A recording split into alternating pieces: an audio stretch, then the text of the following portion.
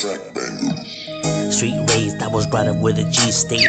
Peep game, those who didn't catch one to your brain. Stay in your lane, never wolfed it, boy, I never fake. Watch them break, watch them fall, still I remain. Never change, never try to come and rearrange. Never hate, never tripping on somebody's plate. That shit is lame, leave that type of shit for the dames. The streets don't play, yo, catch up, watch your life escapes. One game, homie, that you shouldn't play. There's real soldiers in the streets gunning every day. This shit is normal in the vital part of every day. It ain't great, but I'm loyal, so I'll never change. I keep repeating, but I mean it, never lose your way. Heed the warning and the missing just for talking brave. Fuck my enemies, two faces and all the snakes. Now for this matter, just name the time and name the place. We'll get it active, fuck the gap, and I mean face to face. Real gangsters never fold, then we never shake. I was brought up to be ruthless and that. M.O.D. Gangster Interview. What up, G-Life fam? It's your boy MC Shadow coming at you. You already know, with another interview. Make sure you guys like, comment, subscribe, check out the playlist, all that good stuff. Now I have the pleasure and honor to bring a camarada of mine, a really good, solid homeboy, who does his YouTube thing. At the end, make sure you guys go subscribe to him and show homie love, because homie's a solid one. Now, my boy, introduce yourself. Call me Sonny Boy. I'm from Elmwood Street. I'm Streets Ain't Loyal podcast. That's right. Now, hey, I enjoy your content that you put out on YouTube because you touch on a lot of things that not that many other YouTubers touch on, which is the actual unity of raza. Actually raza-based subjects. Like I was watching one that you had did with Cholo Trucker, where you guys were talking about the kids in the cages and all that, and Yeah. and I think subjects like those, are really solid stuff. So if you guys like the raza movement, Rio Glitch and everything like that, go subscribe to the Streets Ain't Loyal, the Sonny Acosta show. He brings the good stuff. Now, my boy, where did you grow up at? I grew up, I moved around a lot as a kid, but I want to say my home base is Burbank. My body knows that. All right. Now, how was it growing up right there in Burbank, my boy? When we first moved in, it was really a lot of racial tension with the whites and the Mexicans. We were only one of, I think it was 13, 14 families that lived in the city of Burbank on my side of town. So it was really very few Mexicans in the whole town. It was all whites. What when you were first there in Burbank and stuff like that, was there already neighborhoods there, or was your neighborhood one of the first neighborhoods there, or how was that?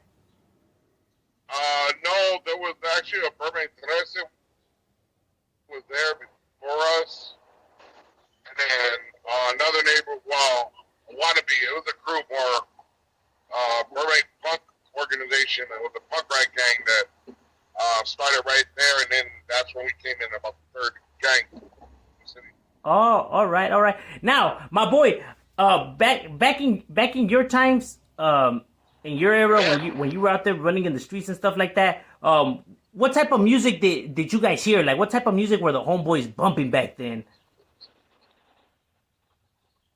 EPMD, Ghetto Boys, let's see, what's that guy with the big nose? What's his name? What's his name? Slick Rick, stuff like that. A lot of disco from like Diamond Boys, stuff like that. Like breakdancing? Like, did you guys used to pop like back then? Way back. Let me find out you were doing the worm right there. Hey, that's dope. Hey, what about that music gravitated you guys to it?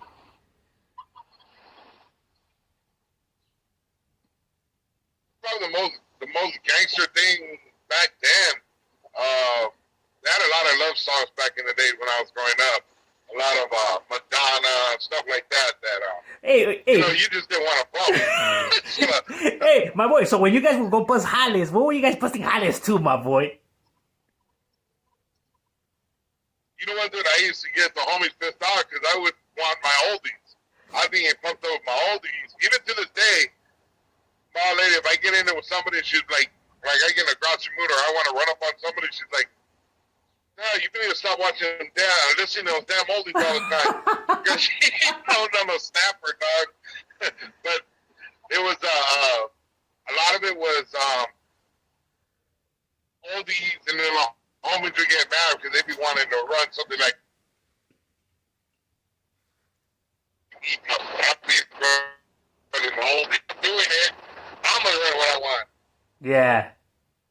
Hey, no, yeah, hey, and you know what's the trip though?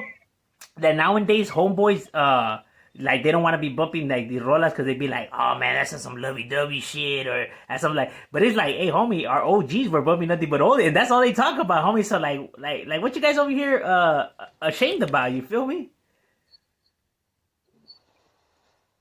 Well, it was funny because when I was younger, right, I'd be coming bumping my oldies, and the homies would be like, they won't tell you this, dog, but the homies be like, why you listening to that? Because that's some girly crap.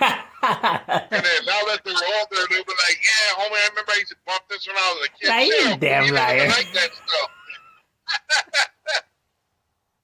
Hey, but I grew up with it. I was a kid. I grew up with it all around my family, so I got used to it. You know what I mean? no, yeah, of course. Now, what was the stilo back then for homeboys? Like, what was the clothing, the stilo, the stilo for the homeboys back then?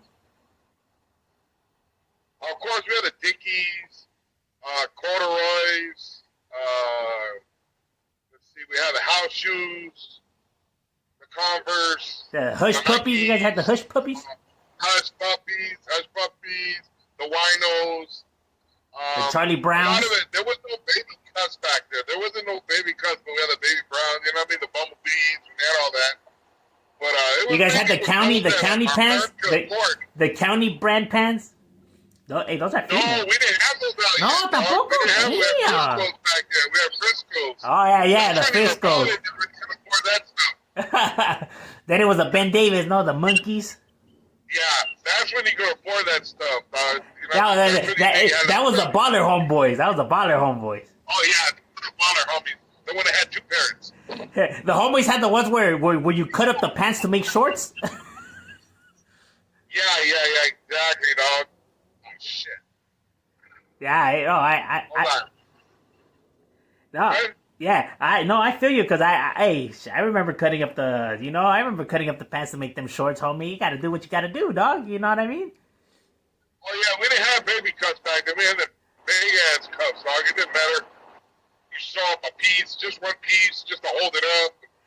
Hey man, You know what I mean? That was us. and there was homies that used to show up to the Blackfoot with shoelaces as a belt, or they would tie the bags. Like no. Yeah. But our pants were in this baggies. They were back in the 90s is when they got really bad as far as the way they wore their pants. You know, they were in size 50, but they're only like size 13. You know what I mean? Yeah. How about the hairnet? You guys use the hairnets with the 3 flowers? I used to wear my hairnet. I put 3 flowers, 3 flores on that bastard. I would put my hairnet. I put a little aquanet on it, and then blow dry it because my hair's really straight. So it lasts about 10 minutes. You know what I mean? Hey, on a summer day, her sweating the 3 flowers? Like, damn. I've been looking good for like 10 minutes. All my hair all stick back. I can do what I was doing. Hey, now, what did homies used to do back then? Like, did you guys used to hit like the boulevards, like how you see it in what's the movie Boulevard Nights? You know when they're in the boulevard and then you know. We would hit. Let's see. If we had beer money, we'd go to West LA because the white girls were giving it. So we'd go to West LA if we had money for beer. Usually we only had enough for Blue Ribbon, so we would take off to Elysian Park, Hollywood, down Sunset, and Whittier. Hey. As you know, we'd go to spots on Wednesdays and Sundays. Elysian Park was popping. Serio? I'm talking popping. Yeah, on Wednesdays and Sundays. On Fridays and Saturdays, it was Hollywood or Whittier. When I would hit the spot. We rarely ever went to San Fernando. The Canyon? You know, we were trying to think about Hyenas. I mean, we ran in loads. So that's what we like to do, is be out there, you know what I mean? Nice. Sunset used to crack though. I remember all kinds of putazos right there in the yeah, fucking Sunset. Yeah, I remember the guys from 18 That's why I used to. got shot, dog. Yeah, I remember. Bragging. Oh, that's right, huh? You got lit up right there. I got shot right there. I mean, this movie was a pain. Nah, I know that shit. Strapped up. That shit used to crack, man. The guys from 18 used to be deep right there as hell, man. I remember that shit. And even like MS, man, that shit was popping. Now, you know, now there's a few subjects that I want to get into right here with you. Now, you know how, you know, like let's say, you know, homies live this life, right? They, you know, there's no changing the past. It is what it is. You know, homies already went down this path. You know, there's no fixing the path. You know what I mean? But there's certain people that I guess are ashamed of their past. You know what I mean? But it's their past is who makes you who you are today. You learn from your mistakes to better yourself and be a better person. That way you give the wisdom and the lessons, you know, to the next generation. That way they don't make the same mistakes as you do. But there's some people that tend to shy away from that. You know what I mean? Like almost like if they're ashamed of it. You feel me? But it's like, if you try to hide that, how are you going to get the lessons, you know, pass down the lessons, you know, for them to learn? You feel me? Yeah. Well, you know what? This is the way I look at it, dog. Everything I've gone through, all the good, all the bad, has made me the man I am today. Yeah. And I'm actually humble with the man I am today. I'm happy I went through what I went through. I wish I could change some things, but changing those things would have made me a different person. I know a lot of people look down on the lifestyle now. They don't even want to admit they were a part of it, or if they do admit, they're throwing too much on it. You know, that's one thing about a lot of older cats, and I'll tell you this. Not all of them, but there's a few older cats that they put a little too much salt in the game. You know, they act like they were out there just doing it. Like, you know, they went the full 9 yards, and they don't. You know what I mean? Let's give it facts, dog. Unless you're throwing generations into this game, you ain't giving it your all. You know, and I do my best not to forget what that struggle was like for us, what it was like for me when I was a kid. And luckily I haven't forgotten it. I remember all the struggles and all the things I used to think, and a lot of people forget that. They forget what they were doing or why they were doing it. Yes. And so they give a false message. You know, I mean, there's nothing wrong with being proud about being from the barrio. You know, how can you not, dog? You've been instilled in you so long that you got that love for your neighborhood regardless. It's just, there comes a point when you're age when you realize this kind of stop all the negative aspects of it. Because there is some positive aspects. You get lifelong friends out of this. No, and lessons, because you get to teach your kids not to make the same mistakes that you make. You know what I mean? While 9 times out of 10, most gang members' children end up going to become successful in life and not steered down that path. Compared to those who don't gangbang, their kids are the ones that end up 9 times out of 10 becoming gang members or being lost in the streets. And those are statistics. You can't go up against the facts. Those are facts. Yeah, you know what?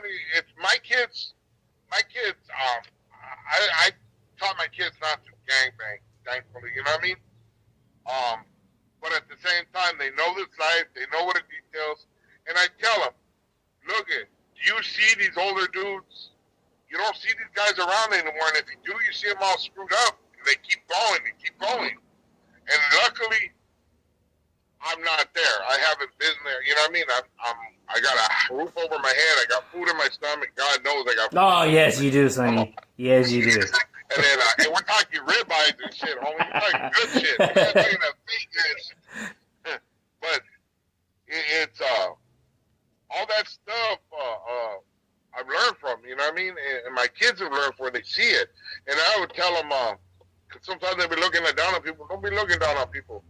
You don't know what that man's been Yeah, through. exactly. Everybody's been through different trials and tribulations, but see, that's what makes you who you are. It can break you or it can make you.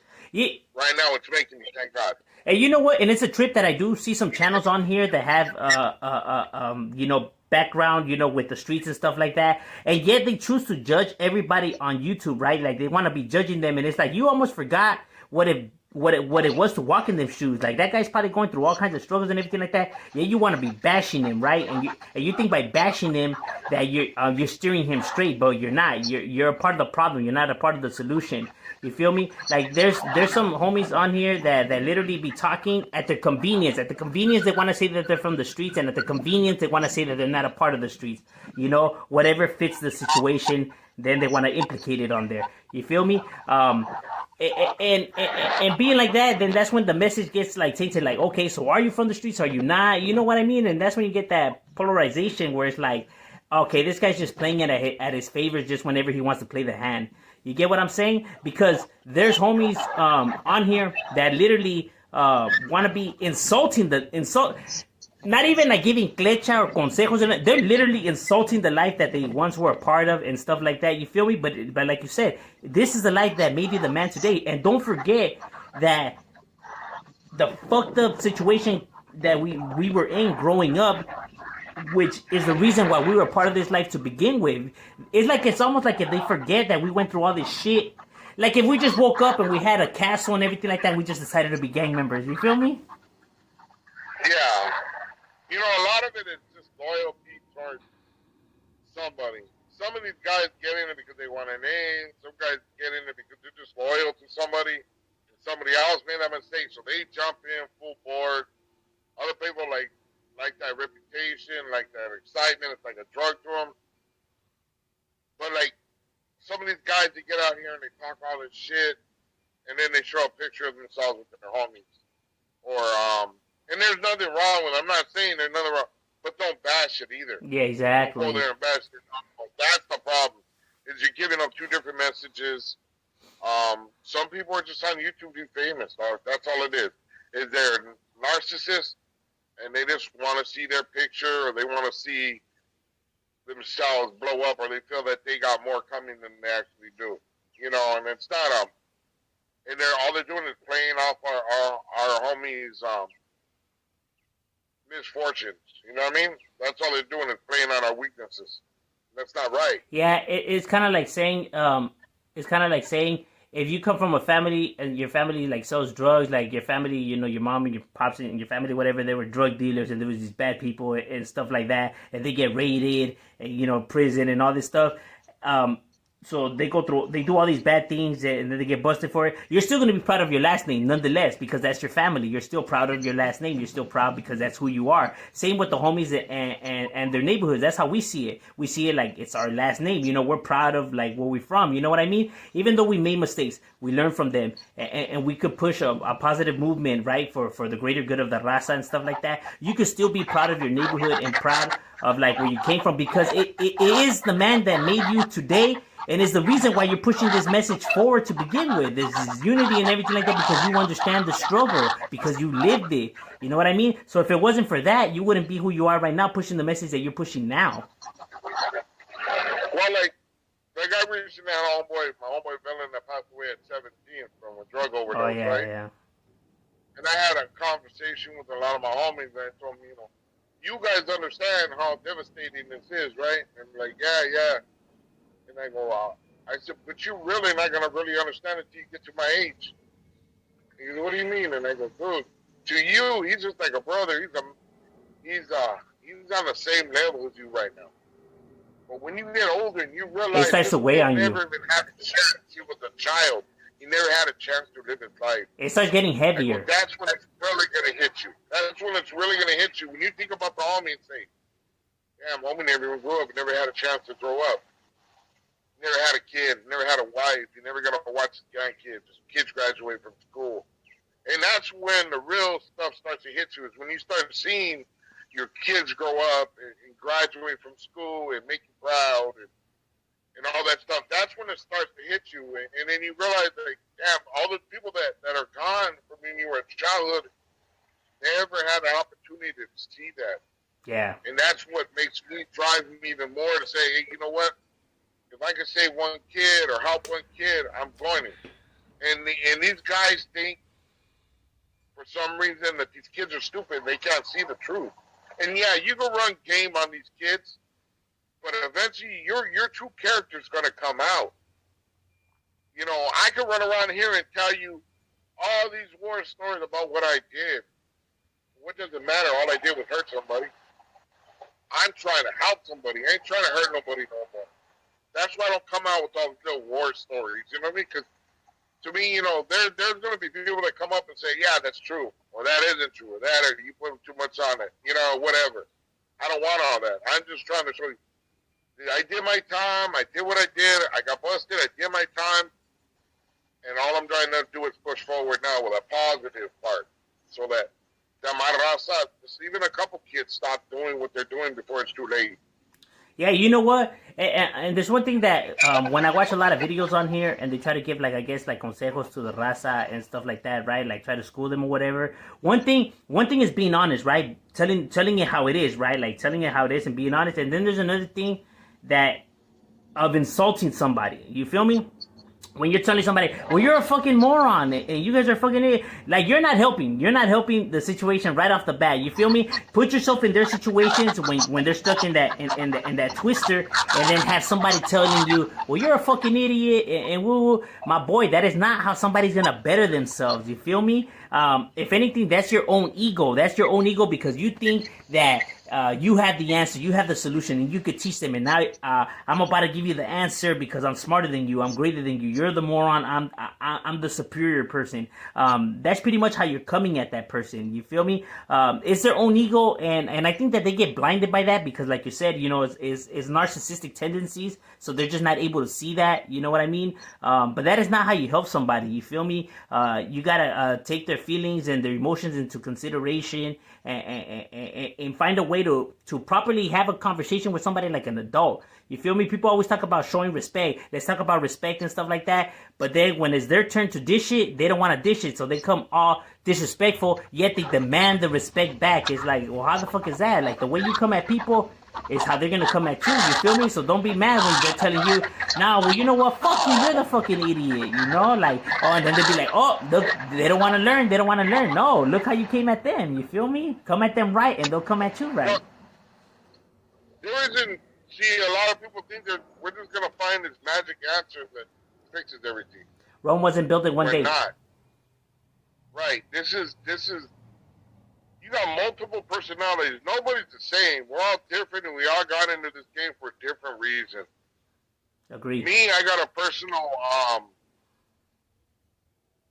theory about this. It was in 1813, the first Hispanic gangs, and that's back in my day, 1813, okay? That's when I first started gang banging. That's the whole time. Sonny used to do drive-bys on dinosaurs. So what happened was, in 1813, the first Hispanic gang started popping up in Mexico. It transitioned over here in the United States, okay, eventually, okay? But I think our values as raza, we always taught when we were kids, don't snitch. Handle your business. Fight back. Keep quiet. Do your work. Do what you're supposed to do. You know what I mean? That's what we're taught as kids at raza. Or at least that's the way I was taught. And I think this is a tradition that's come down year after year and year after year. And then you get this group of kids that started gangbanging a little bit, doing their little thing. They actually have those same traditions. And those traditions carry down even to nowadays, where we tell our kids, don't tell. Keep your mouth shut. Handle your business. Fight back if you have to. Stick up for yourself. But I think somewhere along the lines, I think all these kids get together because that's one thing they have in common, that same kind of thought process. You know what I mean? That's my little theory on it. But because I know when you start teaching kids, turn the other cheek, walk away, don't. They're not tend to go towards those other kids that want to fight. They're going to stick up for themselves. You know what I mean? They try to stay away from them. And I think like the Gabachos, they do the same thing. They're like, hey, no, turn the other cheek, don't fight. Talk your way out of it. You know what I mean? They got a whole different mentality. Maybe that's why they're so successful, because they don't have that stereotype, that machoism that we got to show. Because that's what we do show. Well, we're macho, we can take it, don't worry about it. You know what I mean? How many Mexican families you been around and they watch a kids fight? Go ahead, kick his ass. And you know what's crazy? If warfare has taught you anything in this world, is that, you know, like from the greatest warriors like Genghis Khan, Napoleon, even Hitler and his strategies when he went about you know, moving his infantry and how they would go about. There was some battles where they would essentially you know, throw in the white towel. You feel me? Because it's a game of chess, not checkers. You feel me? The greatest warriors were always smart and to turn down fights because they knew the end game. You feel me? You don't have to go up against every fight to prove that you're this down vato, this machi. You know what I mean? Like a homie once said, you know, a real man and real heart and real balls it takes to walk away from the fight and to actually get in the fight. You feel me? Because you could con and stool pigeon anybody into getting a fight. You know what I mean? But it takes a real educated person and a real smart person not to. That's what I always said. When people be like, you know, with the peer pressure, like, oh, come on, if you don't do it, you a bitch, whatever. If you do it, you are the bitch because you're letting them tell you what to do. You feel me? Compared to it's like, Why you calling me a bitch, huh? I'm sorry, it's because the whole love machine yesterday, and I don't know what was going on. You were in a muscle shirt. I don't know what was happening, bro. I was one of the motherfuckers that got fucking, oh, you're a bitch and you don't know. Fuck you, motherfucker. Let's do it. You know what I mean? Whatever it was. You run into the wall face first. Okay, I'll do it. I'm down. You know what I mean? I'm stupid like that, dog. But you get what I mean though, like the peer pressure and the stuff. You know what I'm saying? You know, so and you're right. You're absolutely right on what you said right there. You know, they're right on the dot that we do teach them these morals that are not probably the best morals. And you're absolutely right on that one. No, they're not. I actually run across quite a few times where I've run across somebody. I know somebody. Whoever said you didn't have no good ideas, and my boy didn't know what the hell they were talking about, homie. This is what I'm talking about. You just blew my mind right there because I never bothered to give that any thought, and it makes perfect sense. You know what I mean? And right there, wow, like. But I run across I know they got chuckums that get busy all day. Got no problem, ain't scared. And they run across something and they seen that it wasn't going to go the way they wanted or the way they expected, and they got spired on. You know, somebody hit them, somebody that was just weak that I knew, and homeboy just walked away and told him, "Hey, homie, I ain't gonna fight with you. I'm done. I'm gone. I'm leaving." Well, smart, and it wasn't because he was a punk. It was because homeboy fucking knew he could hurt the dude. Agreed. And that it was just gonna go all wrong. It was just gonna go all wrong. He was going to lose. He was going to alienate a lot of people that he didn't want to alienate, and he was smart enough to walk away. And I even told a homie that socked him. I was like, "Hey, dog, you know that fool saved your ass." He goes, "I would have took him, dog. You wouldn't have took this dude." I go, "This dude would have gave me a problem." You know what I mean? No, and I've seen people that got socked up and walk away because they're scared. That's something completely different. You could see it. Yeah, you could tell. You could tell. And walk away. You could tell. Yeah, homeboys that live this life, we could read between the lines. You know, we know the difference between the stuff. It's kind of like saying, like, we don't need to entertain this circus because we know what we have done and we know what we could do to these individuals. You feel me? Like, we know all the shit that's in only we know what's in our closet. You feel me? And it's like, oh man, you're not even worth the time because, like, boy, you're not even on my level and I could really hurt you if I wanted to. You get what I mean? There's a difference between respect, fear, and just knowing. And just knowing what you know, you feel me? Like, but these people, they don't know that life. They can't tell the difference between nothing, you feel me? Because they never lived it. All they could go based on is whatever they see on the internet and stuff like that. But us that come from this realm, like, we know what the streets do to people. We've seen all kinds of desmadre mayhem, all from the most scandalous setups to all kinds of shit, you feel me? This was just, it was the life that we lived, you feel me? So, like, we already know what this is all about, and so that's why, like, when we see all these people, like, talking all this reckless stuff, it's like, man, I feel bad for you, because if you only know the shit that you're gonna get yourself into, bro, it's not even funny. I feel bad for people that listen to these guys. I don't really even feel bad for the people that are speaking the word. I feel bad for the people that are listening because they're setting them up for failure. Their this isn't right, and it's gonna hurt somebody. Those other guys are just so far gone in their own head that it's not registering that's all they're doing is hurting our gente. Bro, you'll be surprised how many times I get in the comment section like, oh, man, fuck that, whatever. I'll hit up the big homie that's in there, and I'm gonna tell him like this, and I'm gonna let him know, and they even throw people's names on here, and I'm just like, bro, what are you doing? Like, that is the worst thing that you could be doing or even saying. Like, you're an idiot. Like, I don't know what's up with your big homies. Why didn't they ever school? That's what I mean, though. Like, all this reckless talk that people do, and it's like, oh, my boy. Like, you have a horrible future awaiting you. I got a situation there. I have mentioned somebody's name, right? Now, this person's been dead well over 30 years. This incident took place over 40 years ago. It was nothing serious. And I got a call from the granddaughter, hey, this and that. I was like, really? Well, that's dry snitching. I was like, okay. All right, I'll take it down. Don't worry about it. You know, I'm not going to argue with them. This is something that happened 40 years ago, over 40 years ago. And the person's been over 30 years. I'm like, what are they going to do? Bury him up, you know, dig him up and arrest him and send him to prison? And, you know, what the fuck? But see, these people think they know the game, or they think they know how things are run, and they really don't. They're just... all these guys get in a little group, and I feel like they get in a little group and say, let's make these rules up, and this is what applies. You know what I mean? It's like, come on, dog.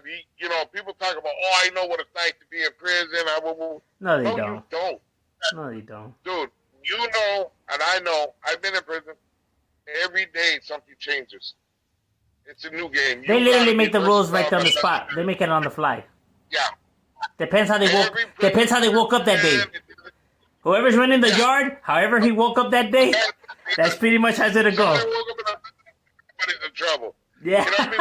But I try to tell people, like, people ask me about other systems, and I was like, I don't know. I wasn't there. I don't know nothing about that crap. But I know one thing. That prison taught me a lot. Not all of it good. Some of it is where you can read people. Yes, you could. You're good at reading people and seeing people when they start snaking on you. You can see it. You can read between the lines. And I've always been really good about it. Sometimes I give people the benefit of the doubt, hoping they're not going to be like that. Yeah, only because you don't want them to. Because you respect them that much. You don't want them to, my boy. And then, with me being as humble, I'm trying to be as humble as I can be. It's hard, dude. But you know what? I got to give it this. I got to give this to my gente. I've had enemigos from rival neighbors contact me and tell me they got the utmost respect for me. Got homies that come up that we're straight killing going at it with them. Come up to me and tell me, hey, homie, you got my salute, what you're doing. You know what I mean? So I got to give it to my gente. People that, even youngsters that come up and shake my hand and tell them, hey, I appreciate what you're doing. I don't like your neighborhood, but I appreciate what you're doing, homie. I get that too. They see that it's actually from the heart, dog. Yeah, I get that too. It's not from anything else. It's from the heart, dog. I'm doing this acting. I'm doing all this stuff. I'm bringing people with me, dog. I know. Yeah, that's good shit, man. I respect that, homie. That's some solid shit. I had a scene the other day, right? I could have made a grip of money doing, and I passed it off to the homie. That's right. I passed it up. Hey, I heard you. The homie was like, hey. I heard you're gonna come out in Blood and Blood Out Part 2. That you're gonna play Popeye's Big Brother or something like that.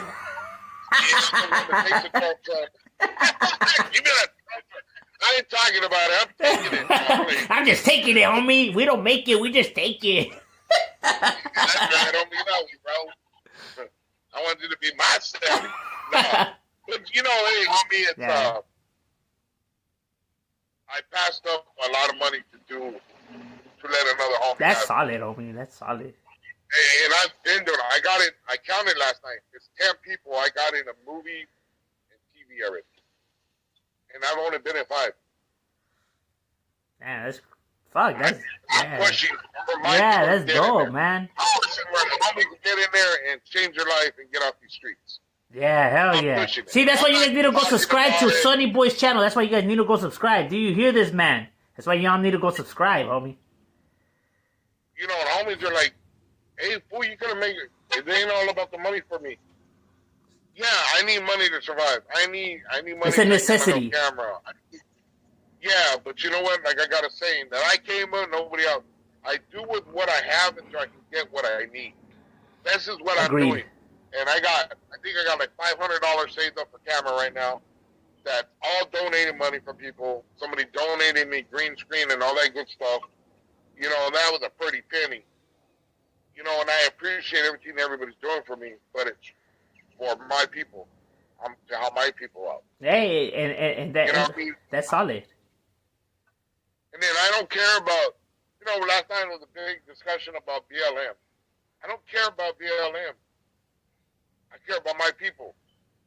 I don't want my people to participate in the BLM because this is our point, our chance to prove our muscle. If Raza doesn't jump on board with BLM on this movement that they're doing right now, there is no movement. It's going to stop dead in its tracks because we're the one to give it the muscle.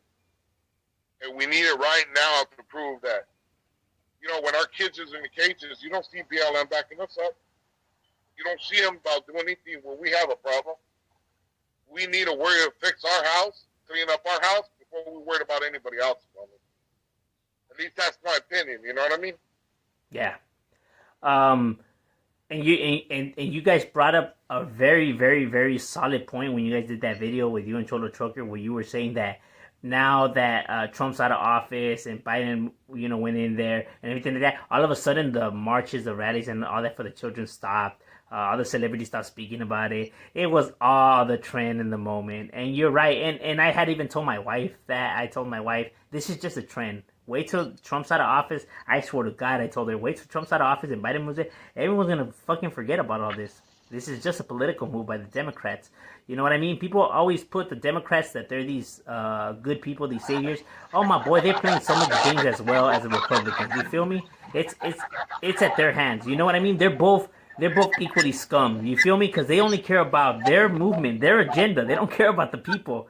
You feel me? In reality, there is nobody that's out there. Not the Republicans, not the liberals, not the conservatives, not the Democrats. No one cares about the gente, homie. They don't. They only care about their own agenda, and that's it. They don't care. They don't care about us. They're not even willing to hear us out. You know what I mean? I mean, for heaven's sakes, for them to even supposedly stand with the raza, they have to wear sombreros and panchos. Like, come on now, bro. What kind of shit is that? Hey, no, that's real shit. If you look at it, hey, look it up, homie. There's pictures of them motherfuckers. When they were doing the BLM, they were putting the sign. Oh, I know. That's what I mean, though. These fools are so full of it. You know, it's not even. They're all full of it. I'll tell you the problem. A lot of it.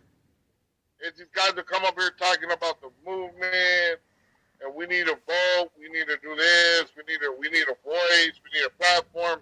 We have platforms.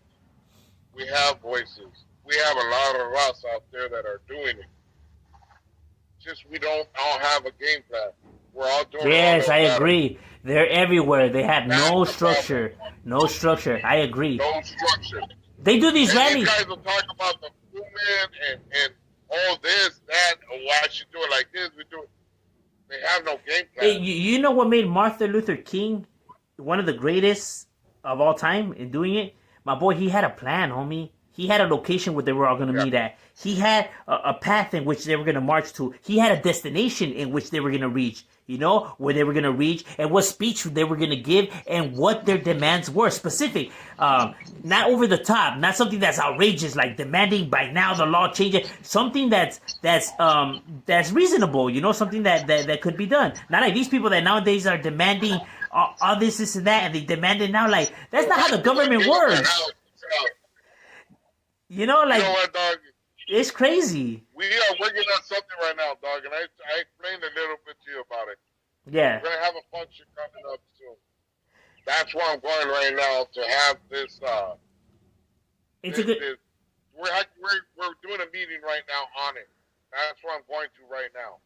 We're going to have a meeting on it, discuss it, get it in a plan, and get it together. And the whole object of it is unity, nothing else. We're not trying to fight no land and take California back. We're not trying to go fight the kids in the cages. We're not trying to. Right now, we need to get our own house in order before we can do anything. You know what? And I'm glad that you brought that up. We're gonna do that. And I'm glad that you brought that up. Now, with that being said, because we both come from the A1A Valley, you know, we're both from neighborhoods from the A1A Valley and everything like that. My boy, how much was norteños in the mind of you and your homies when you guys were posted out there in the streets? Were you guys insulting norteños? Were you guys expecting norteños to roll up on you? Where was the norteño whole aspect in your guys' heads when you guys were posted on the block? Were they even in your minds? Okay, the first time I ever heard norteños, I went to a family party. We're about 7, 8 years old. And this fool, one of my cousins came down from up north, norteño this, norteño that. We had no idea what the hell he was talking about. I didn't know what he was talking about. We got, you know where Navarro kicking it? Nobody knew what a norteño was. We're like, well, whatever. They're out of sight, out of mind. I'm more worried about the guys in the next city coming to blast on us than some norteño. You know what I mean? That's what it was. Like, okay, I'm worried about the guy across the street. I ain't worried about this fool way a couple 100 miles down the hall. You know what I mean? Agreed. I just don't. We didn't think about it. When I hit the county and then I started to realize I'm hitting the joint. That's what you started. What do I gotta expect from them? What do they look like? What do they smell like? I want to know. Yeah. I mean, am I gonna see? How do they move? Cow patties on them or something? You know, cow patty shoes or something. I didn't know. I had no idea. And not to be disrespectful. No, yeah, but you didn't know. Exactly. You just didn't know. The homies had so many outrageous things about them. Oh, I know. I heard some too. I heard some crazy ass ones, man. And then I seen one and I was like, because we were in orientation in corporate on the floor, right? We're in orientation and they lock you for the South for 10 days while they classify you, right? So I see this guy and he goes, so the homie tells me, look at check out that norteño. And I looked at him and I was like, where? He looks like us. Exactly. He looks like us. And he goes, they're like us. There's a little tweak on them. Well, what is it? He goes, I can't explain it. You know the difference. It's fair enough. I learned a little difference. I could tell him. Yeah, a little bit. Walking down the street. There's a little tweak about them, but they're the same as us. Exactly. They're all the same. Just a little bit of tweak.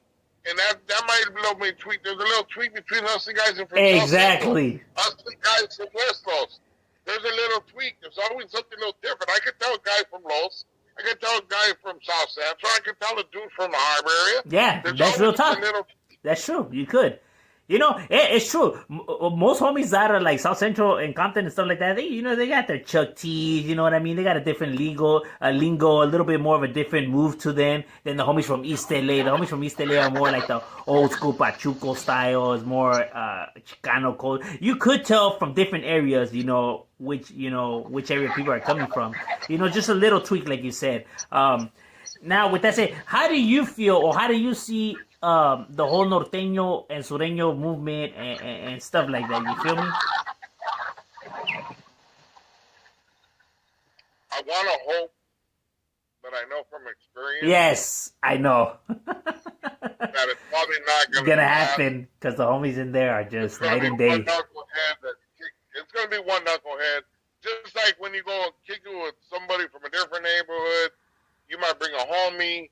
Just takes one knucklehead to mess it all up. Yeah. You got too many knuckleheads in the game not to mess it up. It's going to be one person. I gotta hope it lasts. That's what we need, the Raza to stick together. That's the beginning. And we all know whether people want to realize it or not, that is what dictates what happens out here. In there dictates what happens out here. Yes, that's real talk. Like it or not, exactly. Nothing's going to change until it changes in there. Yeah, that's real talk. That's real talk. That's real talk. That's why when people out here be talking all this reckless stuff and be like, oh, well, we don't gotta live there and there. They don't dictate what we do out here. Oh, no, my boy. They dictate what you do out here, fool. I guarantee you that they dictate what you do out here, my boy. You're speaking reckless. You're speaking without knowing, but you're eventually going to learn the hard way. They control what happens out here, my boy. You can listen to the oldest paisa that's never been busted, straight from Mexico, and he'll tell you the game over here. He knows the game over here. He knows it because it's dictated so far and so embedded in the raza over here that you can't deny that you don't know. Everybody knows the rules. Yes. Doesn't mean they all follow them. But we all know the rules. Yeah. And we know what happens to them that don't follow. Yeah. Yeah, that's why it's like... You know, all raza, dog. All my people. Those are all my people. Yeah, and I hope... love my people. And I hope this movement does continue going because, like you said, you brought up good points when you do your show. That's why I like watching it. You bring up a lot of good points that how nobody does show us love. Nobody gives a flying fuck about the raza, you know? And it's sad because the ones that should give a flying fuck about the raza is the raza. But yeah, we're too busy fucking fighting all these fucking nonsense that is not even funny. And then you have people that say that they're for the raza, they're the movement, and puro pinche pedo. You know what I mean? Shit, my boy, Sonny, you with the little that you have already done way more than all these motherfuckers that are in power and that have jugo and juice that don't give a flying fuck, dog. They don't do a goddamn thing, you know, like. And yet they every time a camera's in front of their face, they want to talk about the movement and the raza and the people. Like, fuck you. This guy who hardly has anything has already done 1,000,000 times more than what you guys have done. You know what I mean? Yeah, he's the gang member. He's the bad guy. He's the villain. He's the one that society paints as the no good of society and stuff like that. Like, why? He's the one that already has done way more than all you pieces of shit that claim to be the elite of our raza. You know what I mean? Gracias. You know what, homie? I learned real quick.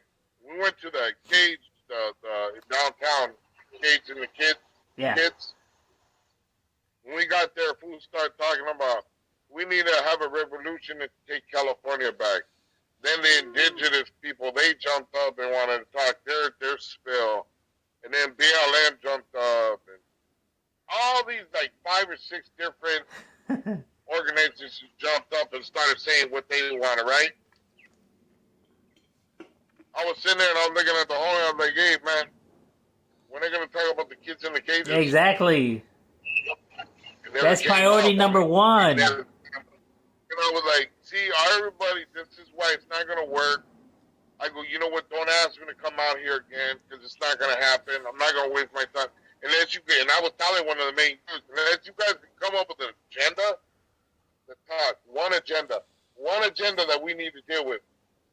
That's it. Yeah. Nothing else. We got to tackle each problem one by one. The government don't pay attention to us. They don't pay attention to us because we're all over the place. And then we ask for stuff that's never going to happen. They're never going to give us California back. They're never going to get California back to Mexico. I wouldn't want it to go back to Mexico myself. Agreed. See, I don't want cartel coming up in the lows tearing it up. You know what I mean? I'm cool where I'm at right now. You know, see, that's one thing that I have said. People don't have a plan. My boy, have a plan. Have something that you guys are pushing for. Have a destination where you're gonna go and speak what you're gonna speak, and make what you're asking for make sense within the laws that we run in. Reasonable stuff. How you gonna ask for California, man? Get the hell out of here. You know what I mean? Hey. I'm not saying, okay, let all these kids out of the cages right now, whatever, because then where the hell are they going to go? What is the process? What is the plan? And everything like that. Make sure you have a game plan, because, okay, let's say they release all the kids out of the cages right now.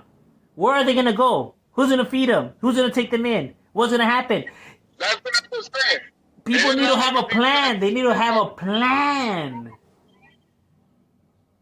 I seen, look at, this is what I looked at, dog. Everybody's crying about Biden, right? Yeah. Where are they going to send these kids? They can't just release them, dog. Exactly. It doesn't work that way.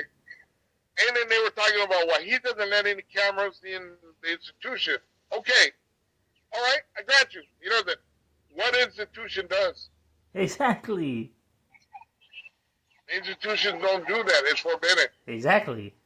So why all of a sudden is it just because the kids are in there? No, they have a detention center for a reason. They got to be high security on it. I'm sorry, that's just the way they is. You can't trust. You can't just leave these kids. You know, these parents let these kids walk by themselves. You know damn well they were watching. They were taken to to a certain point and walk the rest of the way. Yeah. You know, to make sure that they got there. They're not. Come on, we're all parents. We all know how the game is. Yeah. But come on, they're trying to give the kids a better life. That's fine. But you know what? Come on, homie. Let's be realistic about it. These kids, these other countries have a responsibility too. But the United States can't just throw them back there and say, "Here, go." You know what the sad truth about some of the stuff is. The sad truth is that some people think that they need like a bunch of money or all this luxury in order to give them a better life. When in reality, all the kid wants is just his mom and dad, and he doesn't give a fuck about nothing else. He just cares about his mom and dad, and that's it. You know what I mean? Yeah. A lot of people don't really make the best choices. You feel me? And sometimes that does fall on us. We all have to be able to admit our mistakes and our errors. You get me? I got one question though. Can somebody give me a plan that we can do? Can somebody give me a plan that we can implement that's going to work and work, dog? Actually, yes. There is nobody there. Actually, there is. What? There is. But I don't think there's no one in this Senate, in this government, that will even listen. You get what I mean? Do you have a plan that would work? There's ways of doing it. I'm sure there is. I don't know of any ways. I haven't heard anybody. All these people that are saying, "Okay, this is wrong. This is wrong."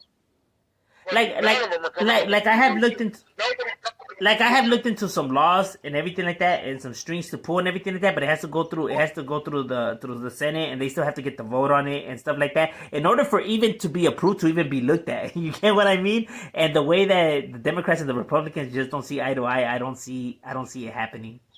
You get what I mean? Yeah. But this is.